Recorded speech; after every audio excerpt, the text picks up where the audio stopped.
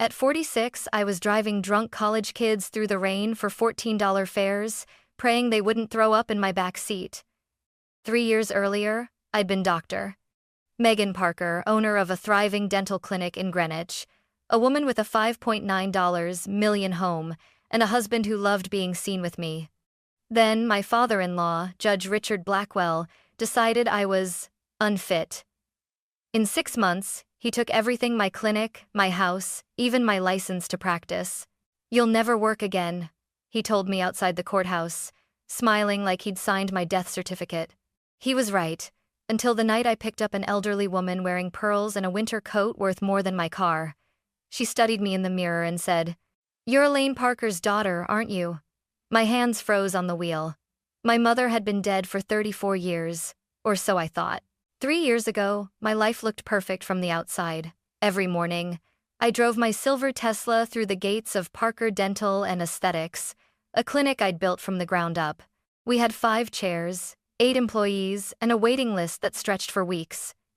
I had the life every small-town girl dreams of: success, security, and a husband who bragged about me to anyone who'd listen. Daniel Blackwell was charming in that polished political way, just like his father. He called me my brilliant wife when we entertained guests in our sprawling Greenwich home. I should have known that charm runs cold in that family. It's a mask, not a heart. I discovered the affair on a Wednesday between 2 root canals and a veneer consultation. His paralegal had accidentally texted me instead of him. "I'll wear the red one tonight, your favorite." That night I confronted him. He didn't deny it. He laughed. "Megan, don't be dramatic. It's just an arrangement. People like us don't destroy families over feelings. People like us." I remember staring at him, wondering when I'd become one of them people who measured morality in convenience and power. When I filed for divorce, I thought it would be clean. I had proof of the affair, financial independence, my own career. But Daniel's father, Judge Richard Blackwell, made one phone call, and the entire system turned against me. It started small. Auditors appeared at my clinic randomly. A week later, the state dental board received an anonymous complaint that I'd falsified sterilization reports. The rumor spread faster than infection. Within a month, patients were canceling appointments, and my staff started quitting one by one. Then came the hearing. Judge Blackwell didn't sit on my case. He didn't need to. He owned the man who did. The courtroom was filled with whispers, cameras, and the smug smile of my husband's attorney, his father's protégé. They painted me as unstable, unfaithful, and unfit to manage finances. A forensics accountant found offshore accounts I'd never heard of. A former assistant testified that I'd screamed at patients and threatened staff. Lies, all of them, but they didn't need to be true. They just needed to sound true. When the gavel fell, I wasn't Dr. Megan Parker anymore. I was the disgraced dentist. The house went to Daniel. The clinic was seized for outstanding debts. My license was suspended pending further investigation. Outside the courthouse, Judge Blackwell waited for me, coat draped over his shoulders like a king. "You were useful while you lasted," he said. "You kept my son's reputation clean, but you've served your purpose." He leaned closer, lowering his voice. "You'll never work again, Megan. I promise you that." Then he smiled. The kind of smile only men with unchecked power can afford: slow, deliberate, final. That night, I packed everything I owned into the trunk of my 10-year-old Civic. My diploma, my scrubs, my mother's photograph. By dawn, I was gone from Greenwich, erased, just like he wanted, or so he thought. I used to fix smiles for a living. Now I drove people who barely looked at me. Bridgeport wasn't home. It was a waiting room for people who'd run out of luck. I rented a tiny room above a laundromat that smelled of detergent and despair. The paint peeled, the faucet dripped, and the mattress sank in the middle like it was grieving too. My first night driving Uber felt like punishment. Every ping on my phone reminded me how far I'd fallen. Teenagers with glitter on their faces spilled fries in the back seat. Businessmen complained about traffic like it was a personal offense. I smiled, nodded, and drove, because silence was cheaper than dignity. Sometimes, I'd pass by other dental offices, the bright, sterile lights glowing behind glass. I'd slow down, just to watch hygienists closing up, locking cabinets, laughing about weekend plans. I used to be one of them. Now I was just a shadow in the parking lot. One night, I picked up a woman outside a bar downtown. She slurred her words until she suddenly looked up at me and gasped. Wait, weren't you that dentist? The one who lost her license? Her voice was syrupy with pity. Guess you really messed up, huh? I didn't answer. I just gripped the wheel until my knuckles turned white. Rumors were poison, and Judge Blackwell was the one who'd poured the glass. Every rejection letter that came in the mail was another confirmation of his reach. We regret to inform you. After reviewing your record, they always ended the same way, unfit for hire. I tried applying in neighboring states, Massachusetts, Rhode Island, but the background checks followed me. My name was radioactive. Even temp agencies stopped returning my calls. Once, I called the state licensing office, begging for an appeal. The clerk on the phone lowered her voice. Off the record, Dr. Parker. Someone powerful doesn't want you reinstated. I'd let it go. Her whisper cracked something in me. I hung up and cried in the dark parking lot until my chest hurt. It wasn't just the career. It was the silence from people I thought were friends, former colleagues, even my own cousin, who'd once called me her hero. They all vanished. Power makes cowards out of the comfortable. By month 3, my savings were gone. I sold my wedding ring to pay rent. I ate canned soup for breakfast, lunch, and dinner. Every time I saw a gavel on TV, I felt bile rise in my throat. But what hurt most wasn't the hunger or humiliation. It was wondering if my mother, Elaine, would have been ashamed of me. I kept her old photo in my glove compartment, a black and white shot of her holding me as a baby. Dad used to say she died young, that she'd been too fragile for this world. I stared at her smile and whispered, "I'm still trying, Mom." That was before I knew she'd never stop trying either. Before I learned that while Judge Blackwell was busy destroying my life, my mother had been quietly building the weapon that would one day save it. It was a Tuesday night in November, the kind of cold that seeps through your coat and into your bones. The rain came down in sheets, blurring the world into streaks of light and motion. My phone chimed. Ride request. Fairfield Avenue. 11:07 p.m. Fairfield. The kind of neighborhood where driveways were longer than my entire street, where money smelled like cologne and old wood. I almost declined. Rich passengers meant small talk, complaints, and the faint scent of judgment. But the fare was $30. I needed gas and dinner. When I pulled up, the mansion loomed behind wrought iron gates, lights glowing in every window. An elderly woman stepped out, elegant and deliberate, a black wool coat draped over her shoulders and a string of pearls catching the streetlight. She moved like she had spent a lifetime being obeyed.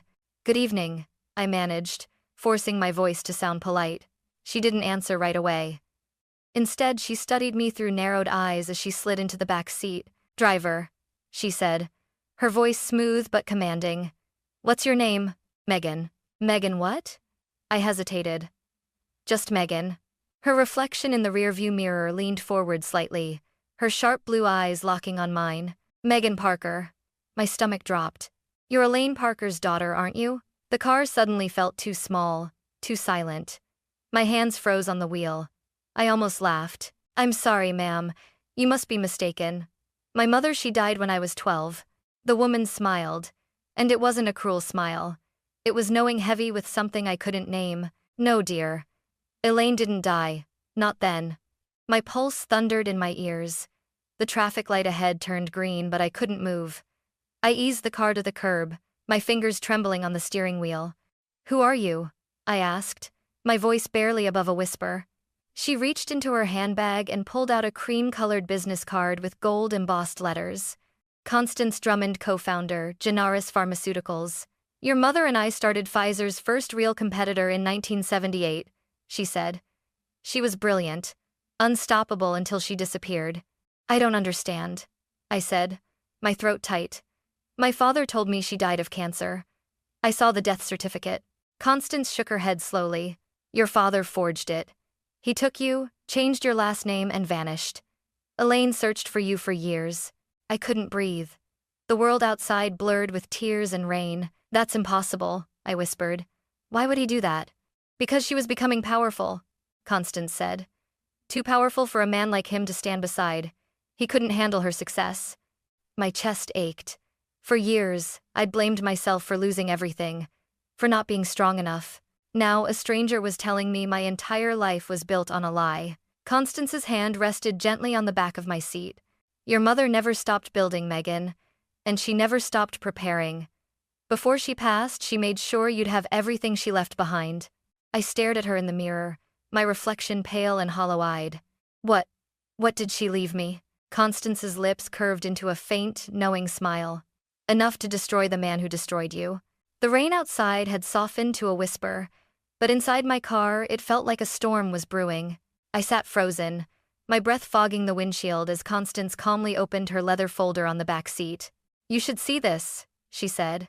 The first photo was grainy, my mother, Elaine, standing in front of a building with a bold metal sign, Genaris Pharmaceuticals, 1989. Her hair was shorter, streaked with silver, her posture confident. She looked alive, powerful. Behind it, more photos. My mother shaking hands with U.S. senators, standing at conferences, smiling beside lab equipment. The timestamps spanned decades 1997, 2008, 2015. My throat tightened. That can't be her. It is, Constance said softly. She never stopped working, never stopped fighting, and never stopped looking for you. I blinked hard, trying to steady my voice. I went to her funeral.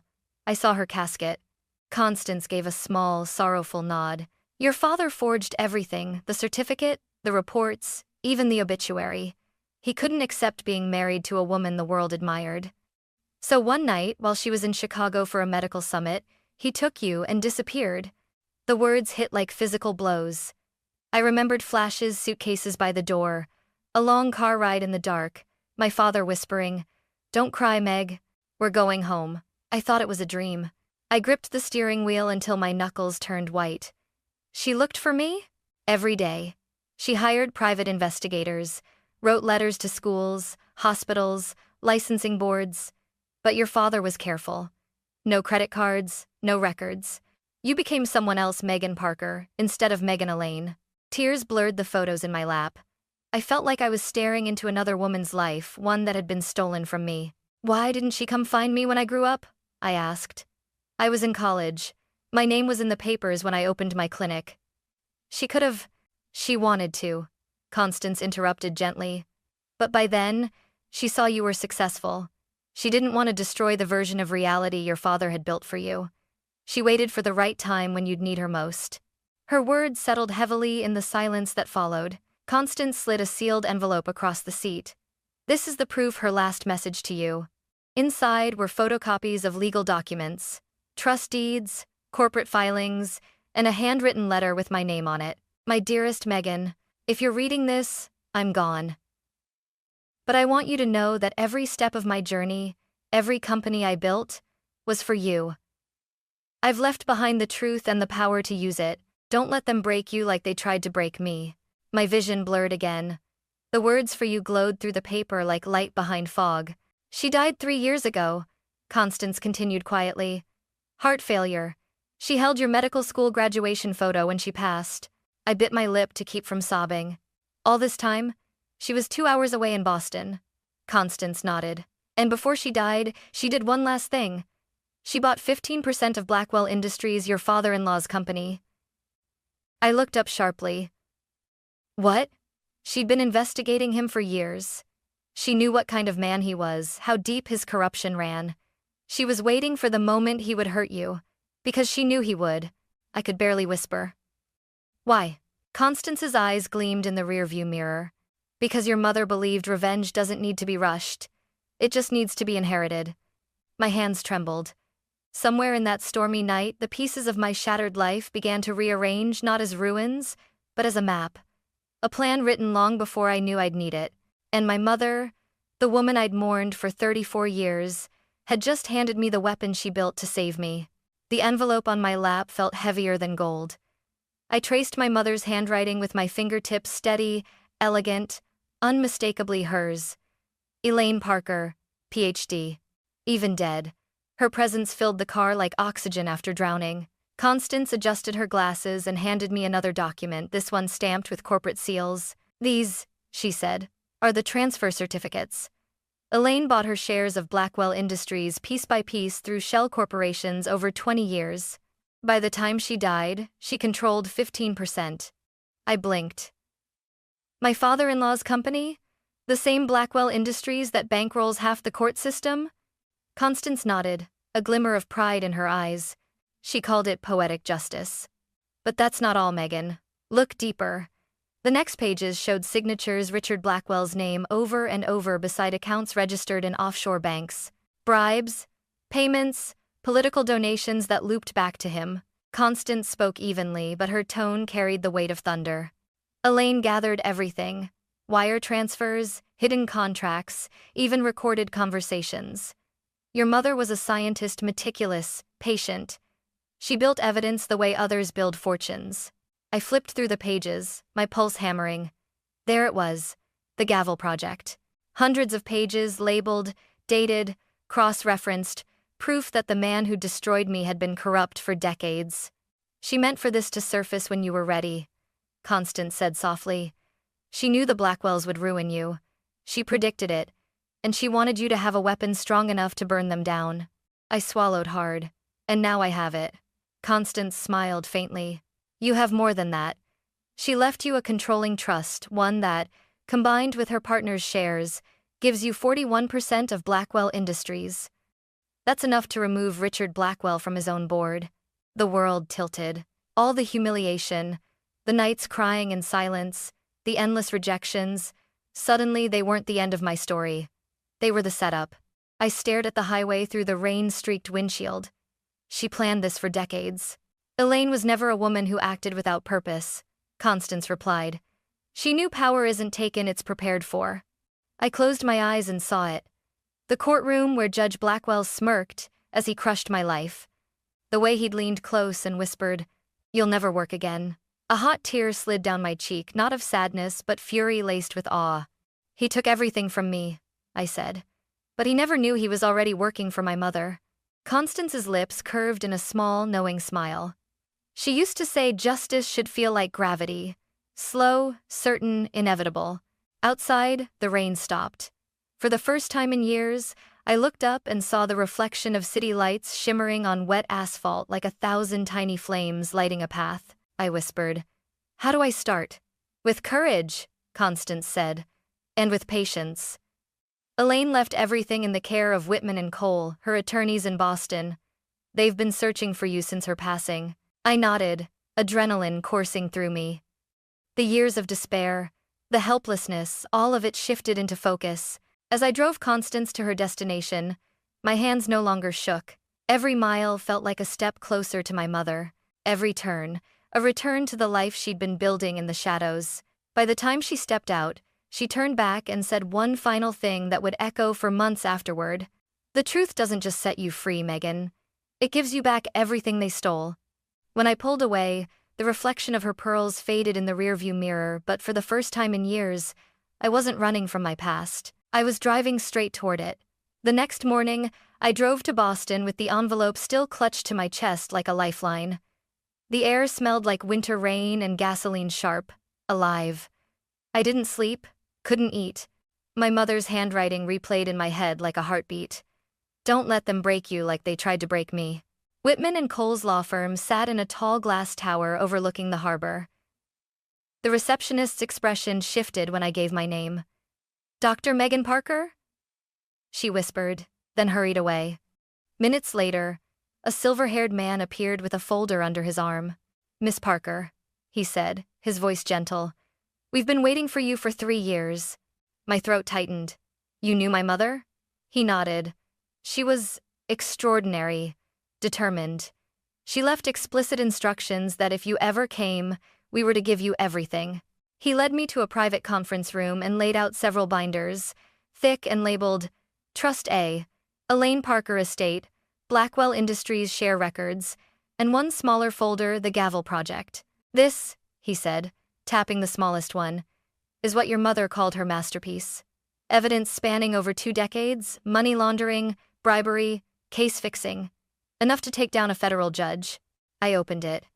Inside were flash drives, photocopied ledgers, even recorded phone transcripts. My father-in-law's name appeared again and again beside payments, signatures, and false case dismissals. The lawyer's eyes softened. She built all this while running a pharmaceutical empire, and she made sure you would inherit not only her wealth, but her war. My hands trembled as I whispered, "Why me?" "Because you're her only child. Because she knew you'd been raised to believe you were small, and she wanted to show you you were never small." For the first time, I smiled through tears. We spent hours reviewing everything. When I left, I carried 2 binders and a fire in my chest that no storm could extinguish. I returned to Connecticut quietly, changed my phone number, moved out of the laundromat apartment, and rented a tiny office space in New Haven. There, between Uber rides, I studied every page. Late nights became early mornings, piecing together the puzzle my mother had left behind. Wire transfers linking the Blackwells to politicians. Recorded conversations about bribes exchanged for verdicts. Photos of Judge Richard Blackwell receiving donations from law firms his rulings had favored. Every discovery fed something inside me that had been starved for too long purpose. 6 weeks later, I met with an FBI agent Constance connected me to. His expression changed as he scrolled through the files. "Where did you get this?" "My mother built it," I said. "I'm just finishing what she started." The investigation moved faster than I'd imagined. By spring, news stations were buzzing with whispers about a massive judicial corruption case. Then, one morning in March, 3 years to the week of my mother's death, my phone vibrated with a single text from Constance. "It's time." I turned on the TV just in time to see it, Judge Richard Blackwell being escorted out of his mansion in handcuffs, flanked by FBI agents. His face was pale, jaw tight, but his eyes looked terrified. The anchor's voice trembled. "Federal authorities have arrested Judge Richard Blackwell on charges of racketeering, tax evasion, and obstruction of justice. Investigators credit an anonymous whistleblower for the evidence that sparked the case. All askew as accurately of now. Anonymous." That word made me smile. I turned off the TV and sank into the silence, my hands shaking not from fear but release. For the first time since my life had been destroyed, I wasn't a victim. I was my mother's daughter. And justice, real justice, was finally coming full circle. The day of the sentencing felt like standing inside a thundercloud. The courthouse was packed, reporters, cameras, murmurs bouncing off marble walls. I hadn't been inside one since the day Richard Blackwell destroyed me. And now I was back, not as the defendant, but as the shadow behind his downfall. When they brought him in, I barely recognized him. The arrogance was gone. The man who once strutted through courtrooms like he owned the law now shuffled in handcuffs, his expensive suit hanging loose on his shoulders. He looked up and saw me. For a second, his composure cracked. The flicker in his eyes wasn't guilt. It was disbelief. I could almost hear the thought forming in his mind. She survived. The judge presiding over the sentencing, one of the few in Connecticut untouched by his corruption, read through a list of charges that stretched for nearly 10 minutes. "For 23 years, the judge said, "you abused your power, manipulated justice, and destroyed lives for personal gain. Today, that ends." When the gavel hit, Richard flinched. The irony wasn't lost on anyone. Then came my turn. The court granted me permission to speak as a victim witness. My legs trembled when I stood, but my voice was steady. 3 years ago, this man took everything from me, I began. My home, my practice, my name. He promised I'd never work again, and for a while, he was right. I was broken, humiliated, erased. I looked straight at him. His jaw clenched, but he didn't meet my gaze. "What he didn't know," I continued, "was that long before he tried to destroy me, my mother had already built the weapon that would destroy him." The room went silent. I heard a few pens drop. "Her name was Dr. Elaine Parker," I said. "She founded Genaris Pharmaceuticals, a company that changed thousands of lives. She was brilliant, kind, and stronger than anyone I've ever known. He never met her, but he still tried to bury her daughter." For the first time, Richard looked at me directly. I saw something flicker there, not remorse, but fear. "You used the law as your hammer," I said quietly. "But my mother built the anvil you broke yourself on." A murmur rippled through the courtroom. The judge cleared his throat. "Is there anything you wish to say to the defendant?" I nodded. "Yes." I walked to the prosecution table and pulled a folder from my bag. Inside were the final documents transferring Blackwell Industries' controlling shares to the Elaine Parker Foundation for Justice and Education. This company once funded corruption, I said, sliding the papers across the table toward the clerk. Now, it will fund scholarships for women in medicine and law, the very institutions you tried to twist. Richard's face went white. He started, but his voice faltered. You told me I'd never work again, I said, my tone calm but sharp. You were half right. I don't work for people like you anymore. I build what you can't destroy. Tenged. The judge banged his gavel once more, sentencing Richard Blackwell to 18 years in federal prison with no chance of parole. His son, my ex-husband Daniel, sat behind him, eyes glassy, mouth tight. He looked smaller, too, like the world had suddenly shrunk around him. As the bailiffs led Richard away, he turned once, staring at me over his shoulder. You think you've won, he hissed. I took a slow breath. No, I said softly. My mother did. He stumbled slightly as the guard pulled him forward, and the sound of the cuffs clinking echoed like the final note of a song that had taken 40 years to finish. When I stepped out into the sunlight, cameras flashed, but I didn't stop. The air smelled of rain and freedom. For the first time in years, I wasn't afraid of being seen, because the woman I thought I'd lost, my mother, had turned her death into my resurrection. And now, standing under the courthouse steps where he once vowed to ruin me, I finally understood. He hadn't ended my life. He'd just cleared the path for me to reclaim it. A year later, I still drive past that courthouse sometimes. The stone pillars don't feel so heavy anymore. The ghosts that used to wait for me at every red light have gone quiet. Justice doesn't erase scars, it just teaches you to stop apologizing for them. I reopened my dental clinic under a new name, the Parker Wellness Center. Same hands, same care, but now the sign above the door reads, founded in memory of Dr. Elaine Parker. Every Friday, we host free dental days for families who can't afford healthcare. The first time, a single mother hugged me and whispered, "Thank you, Dr. Parker. Nobody's ever done this for us." I thought of my mom and smiled. I never wanted revenge to make me bitter. I wanted it to make me better. The money from my mother's estate built something she would have loved, the Elaine Parker Foundation for Justice and Education. It funds scholarships for women in medicine, biotech, and law, the ones told they're too ambitious, the ones who hear no and keep going anyway.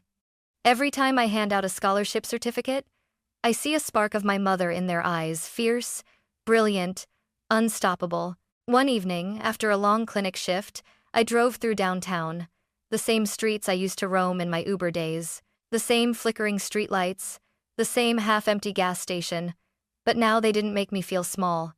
They reminded me of how far I'd climbed. That's when I picked her up, a young dental student with dark circles under her eyes and a coffee cup clutched in her hand. She slumped into the back seat, exhausted. Rough day? I asked, catching her reflection in the rearview mirror. 30-hour shift, she groaned. Sometimes I think my dad's right. He says I'm wasting my life becoming a dentist. I laughed softly. Can I tell you something? Sure, she murmured. I've been a doctor, a failure, a cab driver, and a comeback story. I lost everything once, my home, my work, my name. But I learned that what defines you isn't what you lose, it's what you rebuild. She leaned forward slightly. You sound like there's a story behind that. I smiled. There is. My mother built an empire in secret, all while the world thought she was gone. And when the time came, she gave me everything I needed to rise. Not money, not fame, but the proof that I was never alone. For a moment the car was quiet except for the hum of the engine and the rain tapping the windshield.